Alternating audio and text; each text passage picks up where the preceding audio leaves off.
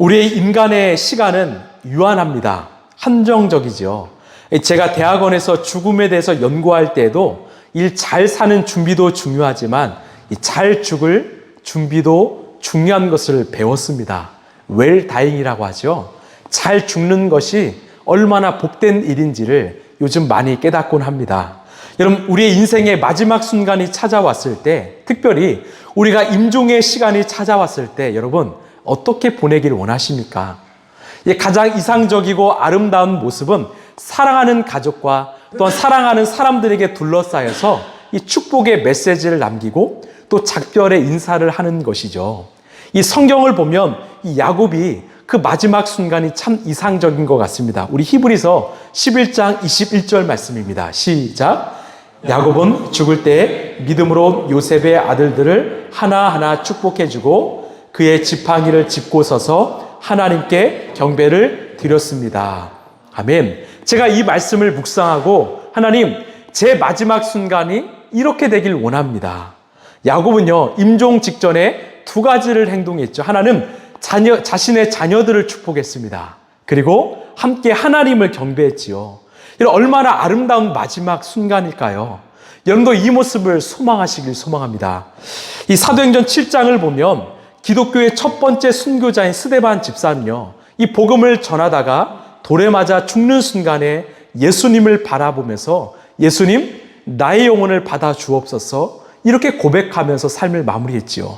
예수님도 십자가 위에서 아버지, 제 영혼을 당신의 손에 부탁합니다 이렇게 고백하면서 돌아가셨지요. 즉 마지막 순간에 하나님을 경배하고 예배하며 돌아가셨다라는 거죠. 여러분, 모세도 마찬가지입니다.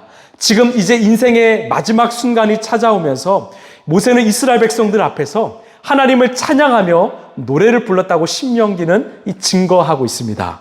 우리 신명기 31장 22절 30절 말씀입니다. 시작.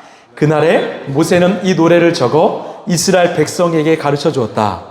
모세가 이스라엘 총회에 모인 모든 사람에게 이 노래를 끝까지 들려주었다. 아멘. 지금 모세는요, 이제 마지막 것을 직감하고요, 이스라엘 백성들과 함께 이 노래를 불렀다고 합니다. 그렇다면 어떤 노래를 불렀을까요? 이 신명기 32장은 이 모세가 이스라엘 백성들과 두 가지를 찬양했다고 고백하는데, 첫 번째 따라합시다. 하나님의 말씀을 찬양했습니다. 우리 1절 2절입니다. 시작. 하늘아, 나의 말에 귀를 기울여라. 땅아, 나의 입에서 나오는 말을 들어라. 나의 교훈은 내리는 비요 풀밭을 적시는 소나기다. 나의 말은 맺히는 이슬이요 채소 위에 내리는 가랑비다. 아멘. 자, 지금 모세는 노래하면서 이 자기 노래를 들은 청중으로 하늘과 땅을 소환하고 있습니다. 1절을 보시면 하늘아, 나의 말에 귀를 기울여라. 땅아, 나의 입에서 나오는 말을 들어라. 이렇게 표현하죠. 즉 지금 노래를 들을 대상은 하늘과 땅이라는 거예요. 그리고 2절을 보시면 나의 교훈은 이렇게 말하죠. 이것은 바로 하나님의 말씀을 상징합니다.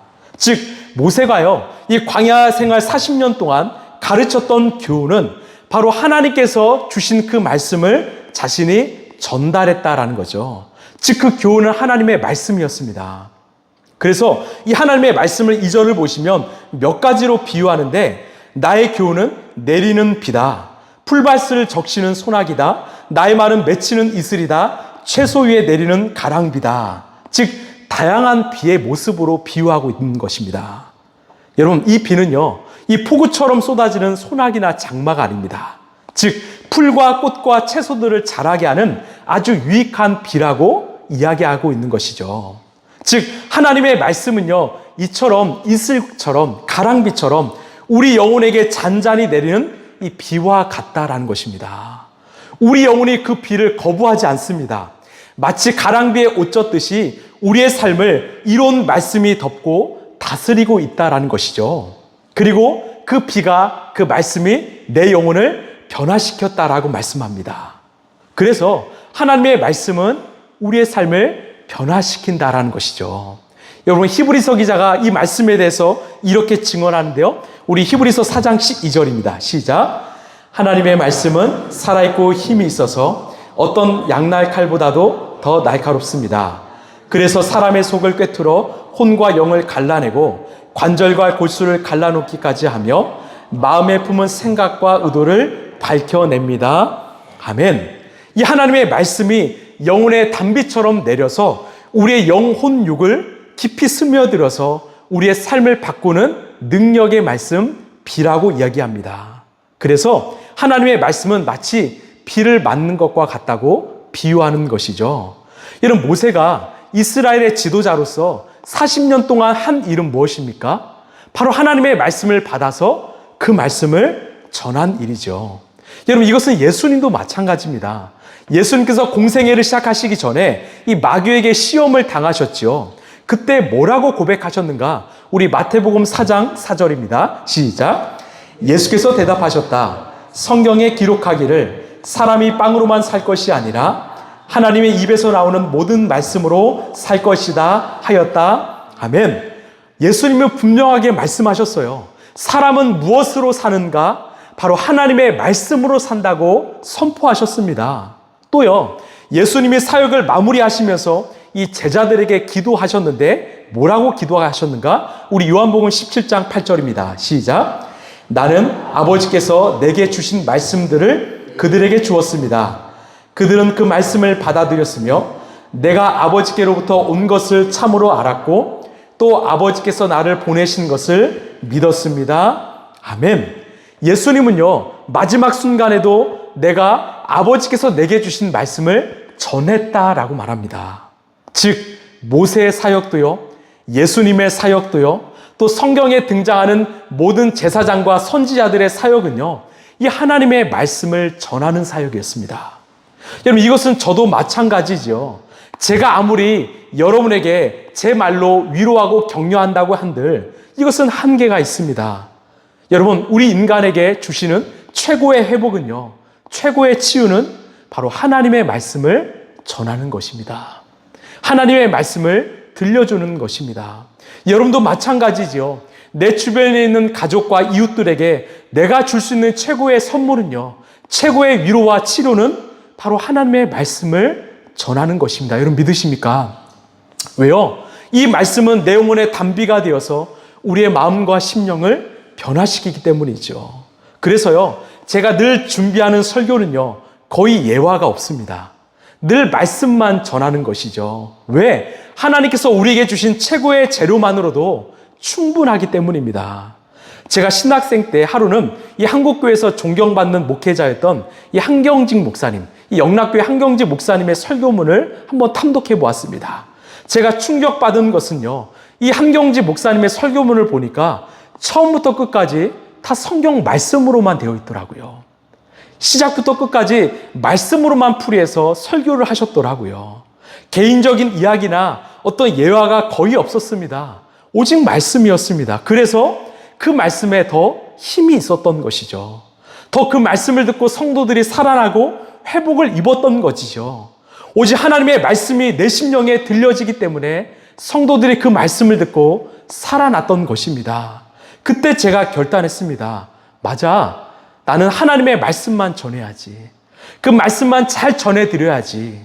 왜? 한경직 목사님도 또 모세도 예수님도 선지자들도 오직 하나님의 말씀만 전했기 때문입니다. 여러분, 오늘 또 우리는 하나님의 말씀을 듣고 있지요. 이 말씀이 내 영혼의 단비가 되어서 내 심령을 적시고 있습니다. 내 마음을 회복시키고 있지요. 살리고 있지요. 변화시키고 있죠. 여러분, 이것을 믿으시길 바랍니다. 그래서 하나님의 말씀만 여러분 들으시길 바랍니다. 말씀이 내 영혼을 살리고 내 삶을 살리는 치료제임을 여러분 믿으시길 바랍니다. 그리고 그 말씀을 주신 하나님을 찬양하시길 바랍니다. 감사하시길 바랍니다. 그 말씀을 가까이 하시길 바랍니다. 모세는요, 이 하나님의 말씀을 찬양했습니다. 두 번째는요, 따라합시다. 하나님의 존재를 찬양합니다. 이 모세는 하나님의 그 존재를 찬양했습니다. 우리 3절 4절입니다. 시작. 내가 주님의 이름을 선포할 때 너희는 우리의 하나님 위대하시다 하고 응답하여라. 하나님은 반석하시는 일마다 완전하고 그의 모든 길은 올곧다. 그는 거짓이 없고 진실하신 하나님이시다. 의로우시고 곧기만 하시다. 아멘. 지금 모세는요, 이 하나님 존재를 찬양하고 있습니다. 그러면서 이 하나님을 이 반석으로 비유하는데요.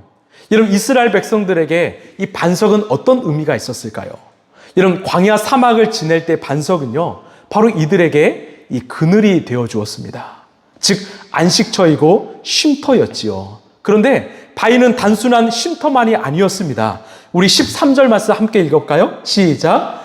주님께서 그 백성에게 고원지대를 차지하게 하시며 밭에서 나온 열매를 먹게 하시고 바위에서 흘러내리는 꿀을 먹게 하시며 단단한 바위에서 흘러내리는 기름을 먹게 하셨다. 아멘. 이들이 바위를 봤는데 바위에서 꿀이 흘러나온 거예요.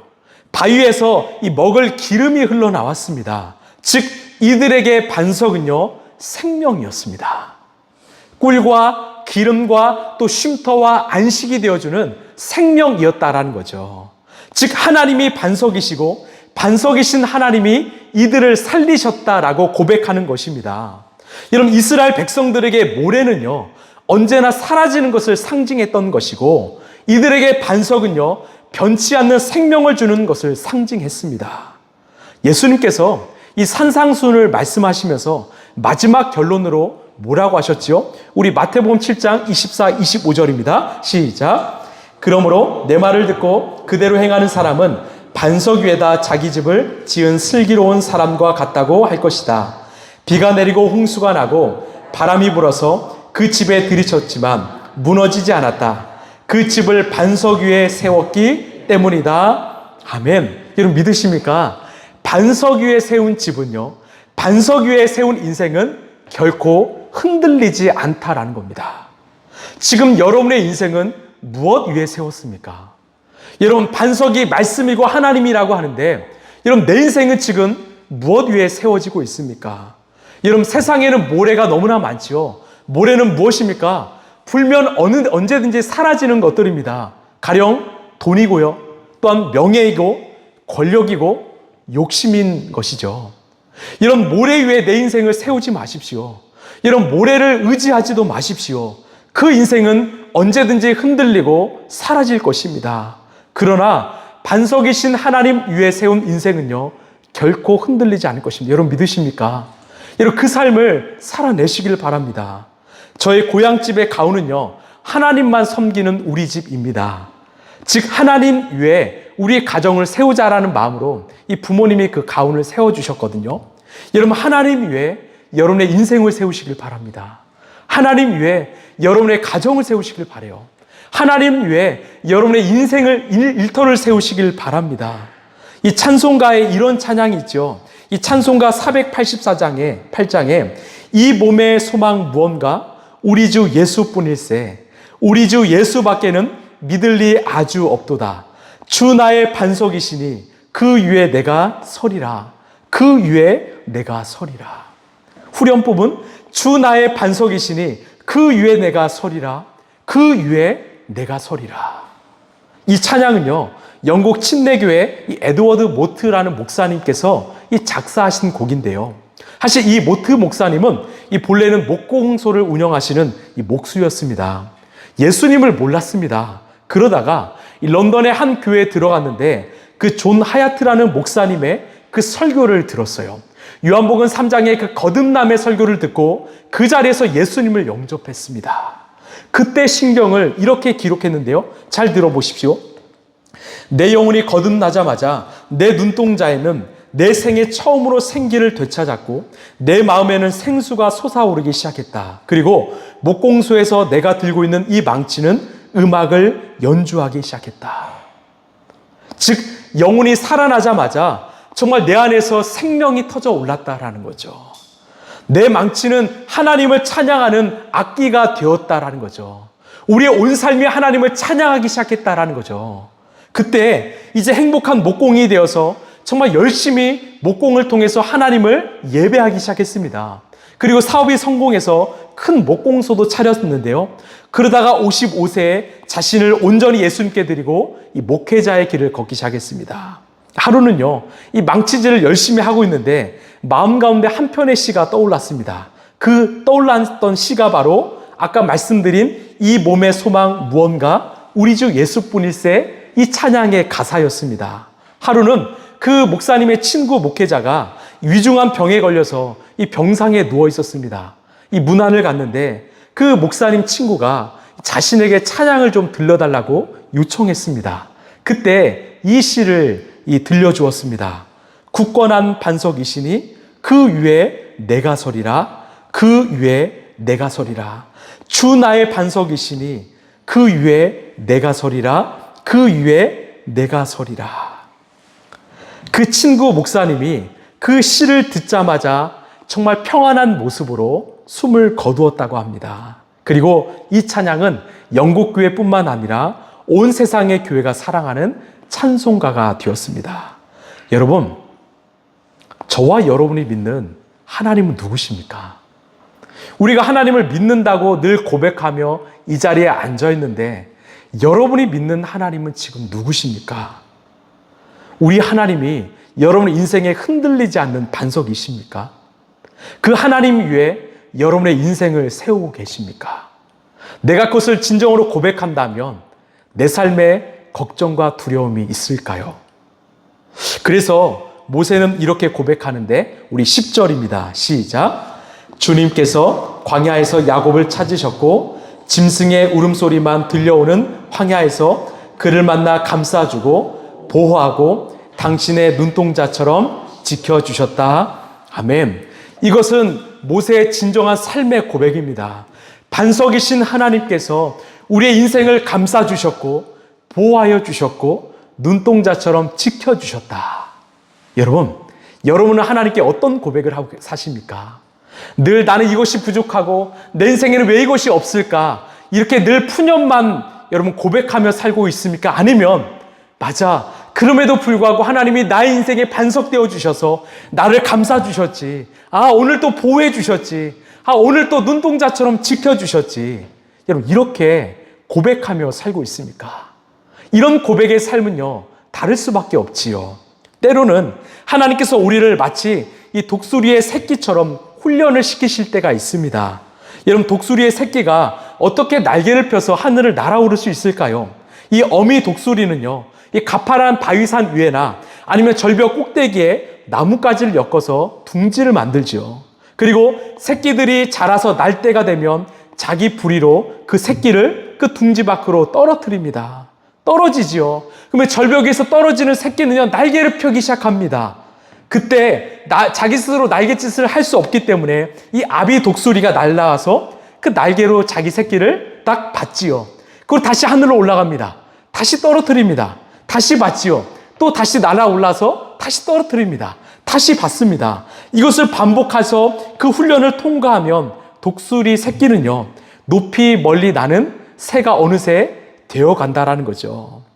여러분, 때로 하나님께서 저와 여러분을 강하게 훈련시키기 위해서 우리 인생 가운데 비바람을 허용하실 때가 있습니다. 여러분, 그런데요, 걱정하지 마십시오. 반석이신 하나님께서 우리 인생을 끝까지 붙잡고 계십니다. 여러분, 믿으십니까? 우리 인생을 보호하고 지키고 계신다라는 사실을 여러분 믿으시길 바랍니다. 결국 우리가 하나님 앞에서 단단한 믿음의 사람으로 성장할 수 있도록, 하나님이 쓰시기도 좋은 그 도구가 될 수 있도록 하나님이 성장시키고 또 성장시킨다는 사실을 여러분 기억하시길 바랍니다. 말씀을 마무리하겠습니다. 여러분, 우리는요, 우리의 삶을 다해서 찬양했으면 좋겠습니다. 여러분, 무엇을 찬양해야 될까요? 하나님의 말씀을 찬양하십시오. 우리의 인생을 살린, 내 영혼을 변화시키는 그 말씀을 주신 그 하나님을 찬양하십시오.